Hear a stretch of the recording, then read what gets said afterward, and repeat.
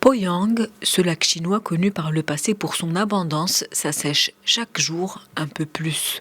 Cet ancien pont qui date de la dynastie Ming s'effrite. Ici, l'eau se fait de plus en plus rare. Pour ces pêcheurs, rien ne va. Après une journée de travail, aucun poisson à l'horizon.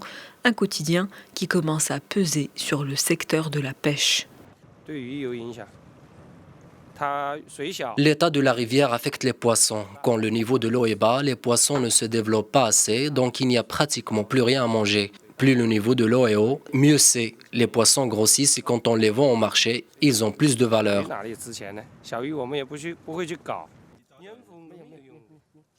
Quand ces pêcheurs remontent leur filet, ils ont l'espoir d'avoir enfin cueilli quelque chose. Là encore, c'est une déception.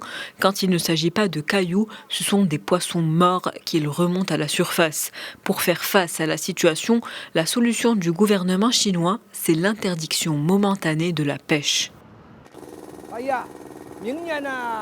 Si on pêche pendant un an, alors l'année suivante, c'est interdit. Et pendant cette période d'interdiction, qu'est-ce qu'on peut faire? Il est difficile de continuer à subvenir à nos besoins. Pour les habitants, il faut absolument trouver une solution, car vivre dans ces conditions n'est plus possible.